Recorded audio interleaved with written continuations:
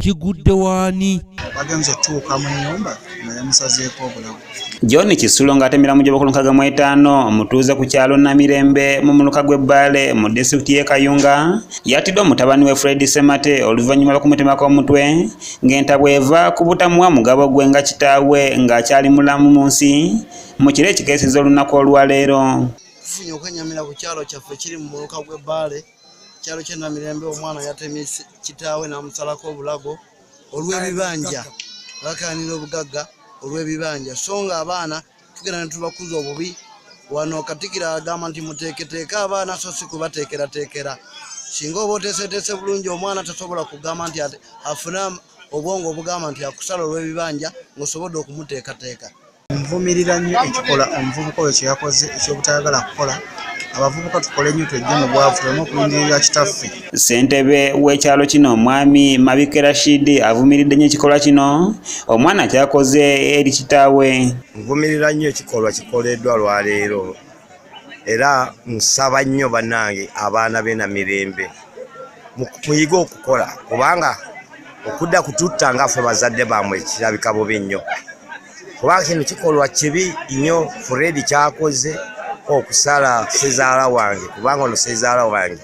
Ekikola kino abatuuze mu kitundu kino baliko ensonga ez'enjawulo ze bakyogeddeko. Tufunye ekikangabwa ku kyalo kyaffe Namirembe, mutabani w'omwami Kisule wamusazeeko omutwe. Ekiro ekikeesezza leero wabaddewo abaana be yabadde nabo abayita taata we Kojja, n'abagamba muvaano Kojja mwagenda babonyabonya nje tugende ewa mwannyinaze Ebbaale.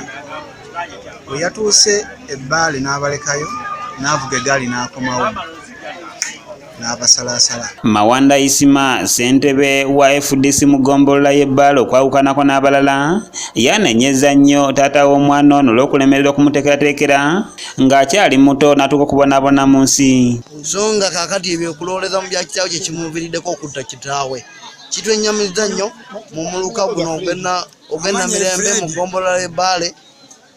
Tufunye enkiko y'amaanyi nnyo, omusajja mutuuze tabadde mubi nnyo. Wali wantu wonna gimulabye Fred tuwa okumukwata ate tumuvunaane, kubanga ekikola kyakoze ekibi.